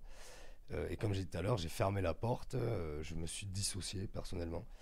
Et j'ai repris plus tard dans la tronche cette porte qui était entrouverte et il y a eu un gros coup de vent là, et puis l'univers a soufflé dedans et puis j'ai tout pris. Et du coup, ta question au tout début, c'était quoi? Parce que là, je te raconte ma vie. Non, mais qu'est-ce qui s'est passé pour comment est-ce que vous êtes retrouvés en fait? Et alors, comment on s'est retrouvés? Ouais. En fait, cette fois-là, moi, j'étais à l'époque 1 an avant de retrouver Maureen. J'étais donc dans la drogue dure. J'étais complètement démoli, clairement, à 2 doigts de mourir. Et en fait, je me suis dit, je peux pas. En fait, il y a autre chose. J'ai autre chose à faire. C'est pas possible, tu vois. Je peux pas rester comme ça. C'est pas possible. Je suis quand même un vivant à la base. J'ai pas envie de choisir la mort. En fait, concrètement, il y a eu 2 choix. Là, pour le coup, c'était binaire. Et j'ai choisi la vie, donc je suis revenu à moi-même progressivement, je me suis mis au vert, etc. Et en fait, plus je me reconnectais à moi, plus je me reconnectais à Maureen, en fait. C'était par les rêves, En fait, c'est assez compliqué à expliquer parce que moi, je crois énormément au monde subtil, je crois énormément à l'énergétique. Et en fait, pour moi, tout a été vécu à ce moment-là comme ça. C'est-à-dire que je n'ai rien conscientisé, je n'ai même pas eu l'espace de penser quoi que ce soit. C'est mon corps, c'est mon cœur, c'est mon corps, c'est tout. Tout qui s'est activé, et un peu comme dans Sense8, là, où il se voit à l'autre bout du monde, et ça fait des flashs rouges comme ça. Je voyais son âme là vers là-bas, je me suis dit mais c'est là, faut que j'aille là-bas, elle est où? Qui suis-je maintenant, tu vois? Enfin, c'est pour moi de mon côté, et du coup c'est ce besoin vital de la retrouver, de me reconnecter à son âme.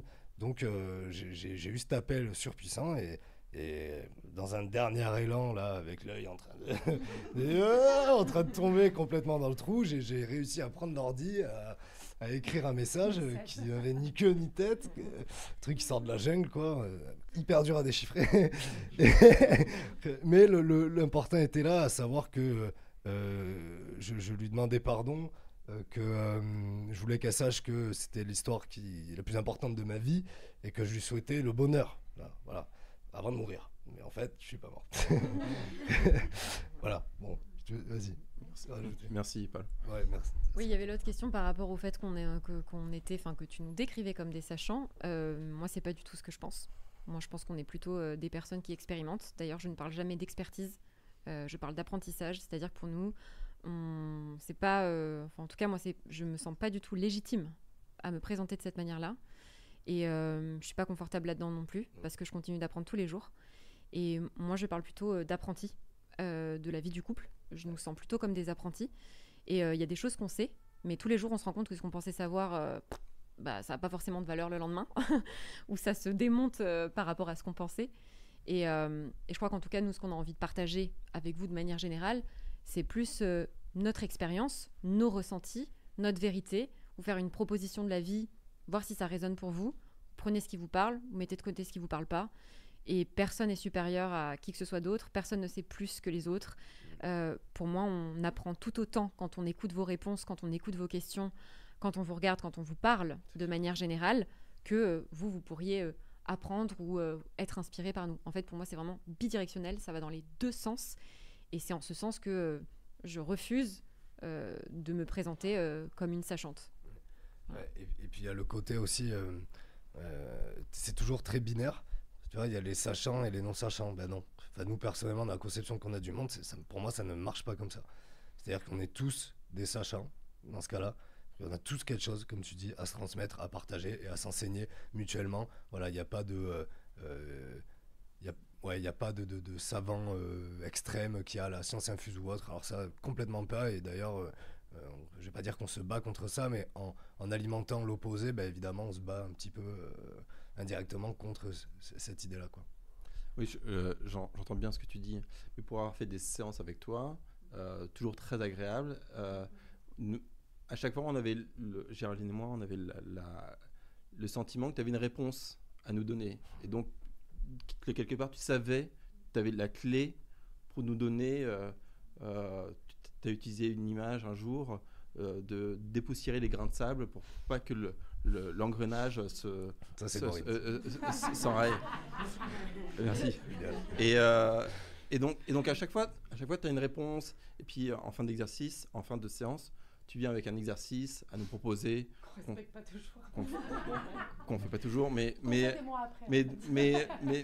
ma question, c'est ça. Quelle était ta ressource, en fait, pour apporter ce genre de réponse, quoi? L'amour. Pour moi, c'est l'amour. Parce que... tu vois, ça me touche de le dire, mais pour moi, c'est l'amour. Parce que je sais pas si j'ai toujours une réponse. Je crois que des fois, je vous ai juste renvoyé ce que vous m'aviez dit dans la séance, en fait. Je vous ai juste ramené à ce que vous aviez communiqué ou déposé dans l'espace. Donc déjà, pour moi, c'est des choses qui vous appartenaient. C'était vos ressources que vous aviez déjà identifiées. Juste, je les reformulais d'une manière qui était peut-être plus audible à ce moment-là. Mais je n'inventais rien. Et ensuite, il y a, pour moi, ce que j'appelle l'intelligence du cœur. C'est-à-dire, quand on aime vraiment les gens profondément, quand on croit profondément en eux, il y a quelque chose qui... je sais pas comment te dire. C'est-à-dire que moi, il y a tellement de fois en thérapie, mais très honnêtement, où des couples arrivent et exposent certaines problématiques, ou sont en train de s'engueuler en séance, et là, je me dis, oh mon Dieu, je suis complètement paumée. Qu'est-ce que je vais faire? Comment je gère la situation? Parce que je suis une humaine. Et il y a tellement de fois où je me dis, oh, comment je vais me dépatouiller de ça? Et à ce moment-là, j'ai toujours cette phrase que je te dis souvent. Je me dis, s'il vous plaît, dans ma tête, je dis, s'il vous plaît, aidez-moi. S'il vous plaît, aidez-moi. S'il vous plaît, aidez-moi. Mais comme si je m'adressais à quelque chose de subtil, et aidez-moi, non pas à leur apporter ce dont ils ont besoin, mais plus à être le canal de quelque chose que je ne maîtrise pas. En fait, c'est pas moi qui crée un truc, il y a une information qui passe, tu vois. Et toujours à ce moment-là, je lâche. Je me dis, allez, tant pis. Si ça foire, c'est pas grave. Et à ce moment-là, je lâche et j'arrête de vouloir trouver une solution, parce que des fois, t'as des trucs qui s'activent en toi, t'as beau le savoir, y a un truc en toi qui se dit, putain, faut que je solutionne le problème, tu vois. Alors que c'est pas ton taf, c'est pas ton rôle, c'est pas ta place, tu vois. Et souvent, quand je me dis ça, et quand je lâche, il y a quelque chose qui se passe dans la séance qui fait que, poum, il y a une prise de conscience, il y a, je sais pas, une phrase, un mot qui résonne plus que d'autres que je vais dire, mais qui ne sont que des propositions, puisque je dis toujours, là, je fais une proposition d'interprétation qui est elle-même conditionnée par peut-être mes projections, ma vision du monde, tout cet espace-là. Et souvent, c'est la bonne phrase, le bon mot au bon moment. Mais ce que je veux dire, c'est que c'est une synergie, quoi. C'est vous, c'est moi, c'est nous, c'est l'espace, c'est eux. Vous voyez, c'est tout ça, quoi. Voilà. Et même malgré cet exemple-là, de nouveau, je ne me considère pas comme une sachante. Voilà. Peut-être comme une chanceuse, mais pas comme une sachante. Nous, on avait une question sur la tolérance au sein du couple, parce qu'on a remarqué qu'on a souvent ce qu'on appelle des défis au quotidien, où on va un peu se défier entre nous deux, par exemple, mais pour des trucs de merde. Par exemple, on regarde le GPS et puis il y en a un qui pense que c'est par là et moi je pense que c'est par là. Et ça va partir en embrouille, mais pour un truc vraiment du quotidien nul. Et en fait, c'est assez récurrent et on a remarqué que dans nos amis, il y a aussi des couples qui vivent ça. Et on sait que parfois ça cache une insécurité et tout, mais c'est très dur de savoir laquelle. Et en fait, j'ai l'impression qu'on est moins tolérant avec la personne qu'on aime qu'avec les autres personnes. Voilà. Merci beaucoup pour ça, et c'est en effet ce que j'observe aussi. Peut-être aussi, en tout cas, moi, le sentiment que j'ai, c'est que c'est justement parce que c'est sécure que je peux m'autoriser, en fait, à remettre en question ce que tu dis ou ce que tu penses, ou à aller te confronter d'une certaine manière. Et pour ce que vous nommez là, moi, j'estime que dans le couple, c'est plus important d'aimer que de chercher à avoir raison. Mais combien de fois je cherche à avoir raison? D'ailleurs, on en a rigolé à la gare l'autre fois parce que, voilà, il me dit un truc et je lui dis, tu vois, j'avais raison. Il me dit, oui, t'avais raison. Et là, je me dis, ça me fait tellement bien d'avoir raison. Tu as tellement raison. Ça me fait tellement bien, tu vois. Mais voilà, et en même temps, il faut en rire. Et je crois qu'on n'a pas parlé de quelque chose qui est fondamental et que Paul m'a appris, c'est l'humour. Et l'humour, la dérision dans le couple, c'est vraiment quelque chose qui va vous permettre tellement de fois de, hop là, à certains conflits, se dire « Putain, mais t'as vu là comment on est, mais tu as vu, ouais, c'est vrai, on est cons, on fait les cons là. » Et donc en fait, c'est vraiment ce besoin de défendre sa vérité, parce que je crois qu'il y a quelque chose en nous qui s'active par moment dans la différence de l'autre, dans ce que représente l'autre, dans sa différence. Ça peut être très anxiogène, très insécurisant pour nous. Et du coup, je crois que on a tous besoin, plus ou moins dans la vie de manière générale, mais particulièrement au sein du couple, de vouloir imposer sa vérité, parce que une vérité différente de la nôtre, c'est comme si ça venait remettre en question nos croyances et nos certitudes. Et donc c'est plus facile de me dire tu te trompes que de me dire waouh, mais peut-être qu'en fait depuis tout ce temps je vois le ciel bleu. Attends, t'es en train de me dire qu'il est rouge? Non, c'est pas possible, tu vois. Enfin, c'est pas possible. Et en fait, je crois que plus on accepte de se dire qu'est-ce que tu vois que je vois pas? Qu'est-ce que tu entends que j'entends pas? Qu'est-ce que tu sais que je sais pas? Qu'est-ce que tu peux m'apprendre en fait? Tout en partant du principe que ça ne remet pas en question ce que je vis et ce que je vois. Ce n'est pas parce que tu vois le ciel rouge, c'est pas parce que tu es convaincu que c'est à droite que ça veut dire que ça pourrait pas être à gauche. Parce que d'ailleurs, quand on réfléchit, ça peut être à droite, mais ça peut être à gauche. Dans tous les cas, tous les chemins mènent à... Non, pas Rome. Pas Rome.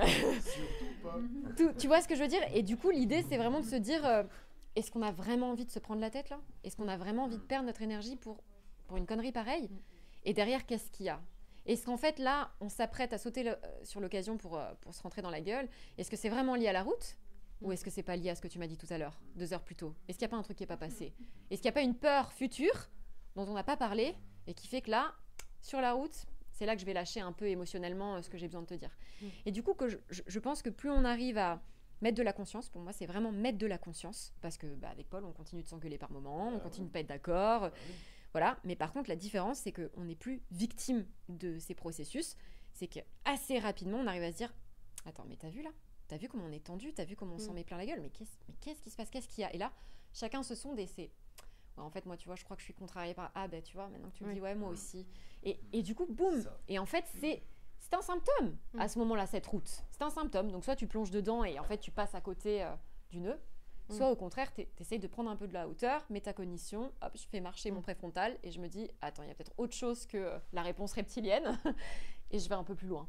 Mais ça prend tellement de temps du coup au quotidien. Enfin, j'ai l'impression que je fais que de parler toute la journée de chaque chose qui arrive. Enfin, c'est hyper prenant quoi en fait. Il y en a qui vont dire que, tu sais, nous, il y a beaucoup de gens qui nous disent qu'on se prend trop la tête.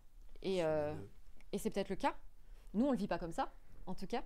Mais je pense en effet que ça demande beaucoup d'investissement. D'où le fait que ça peut être très fatigant, en fait, le couple. Mais comme la parentalité, de toute façon, plus t'es con, mieux tu vis. Non, mais c'est vrai, qu'on se le dise en rigolant. Plus simplement tu vis. C'est différent. Plus simplement tu vis.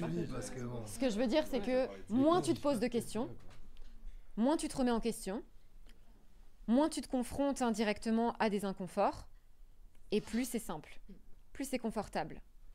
Plus tu commences à te remettre en question, plus tu commences à intellectualiser les choses, et plus ça demande en fait du travail. Mais une fois de plus, ce en quoi je crois aussi, c'est qu'il y a des fois, on se prend trop la tête. Il y a des fois, on intellectualise trop, et du coup, on passe à côté de quelque chose qui pourrait être simple, et on en fait quelque chose de compliqué. Oui, mais ça, c'est super dur à différencier les deux, je trouve. Bien sûr, bien sûr. Et d'où l'importance du coup là, de la dérision et de l'humour. Et d'ailleurs, on avait pensé à faire un reel sur ça. Parce qu'en fait, il y a tellement de fois, c'est génial de se dire, ouais, mais tiens, on va travailler ça, tiens, quel axe de travail. Puis au bout d'un moment, c'est lourd aussi tout le temps de réfléchir comme ça. Et des fois, c'est sympa juste de s'arrêter, de se dire, ouais, regarde ce qui est en train de se passer là. C'est ridicule. Mais sans en plus porter de jugement. Le fait de dire ridicule, c'est pas mauvais, c'est juste, mais stop quoi. Et on peut aussi switcher très rapidement. Donc il y a plusieurs médecines et franchement, la médecine de l'humour, pour moi, elle est primordiale quoi. Pour moi, c'est des gens comme Coluche, tout ça, c'est des grands enseignants, au même titre que plein d'autres personnes. Donc, vive l'humour. C'est pas mal de terminer avec ça, avec l'humour. Moi, ça me va très très bien de terminer cet échange avec ce que vous venez de nous partager, mettre de la joie et de l'humour pour désamorcer aussi ces conflits. Maureen et Polo, merci. Merci à toi, merci à vous. Vous avez commencé avec votre présentation en disant que vous aimez l'authenticité. Je pense que c'est un mot qui qualifie ce qu'on vient de vivre, un partage authentique, une rencontre authentique. Comme il y a eu énormément de choses qui ont été partagées ce soir, une petite proposition, c'est qu'on puisse terminer cette rencontre où chacun pourrait dire un mot avec lequel il repart de cet échange, de cette rencontre, de cette soirée. Et puis voilà, on prend le micro l'un après les autres. Juste un mot pour conclure. Tu veux commencer? Cercle de parole. Je vais commencer par dire apprentissage, du coup. Pardonner. Partage. Rencontre. Connexion. Expérience. Félicitations pour votre mission de vie. Inspiration. Bienveillance. Beaucoup de bienveillance. Amour. Enseignement. Il y a, ce que je ressens ce soir, c'est beaucoup d'humain en chacun et chacune d'entre nous. Et beaucoup d'humanité, ça fait du bien. Sincérité. Authenticité.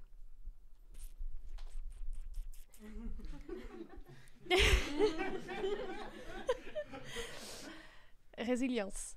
Enfin, chemin vert. Merci. Reconnaissance à la vie. Je lâche rien.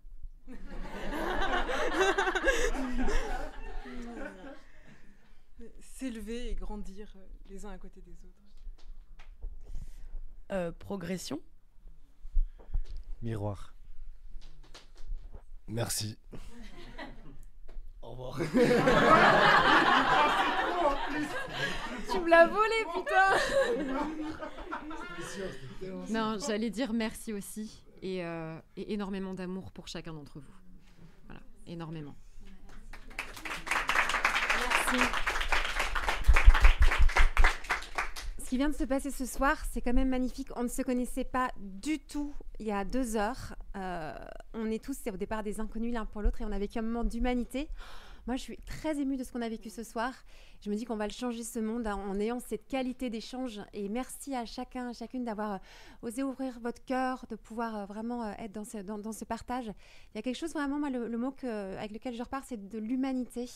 Et vraiment, merci à chacun. Ça fait du bien, ça pense les blessures, ça donne l'espoir. Donc, merci infiniment. Au revoir à tous. Merci.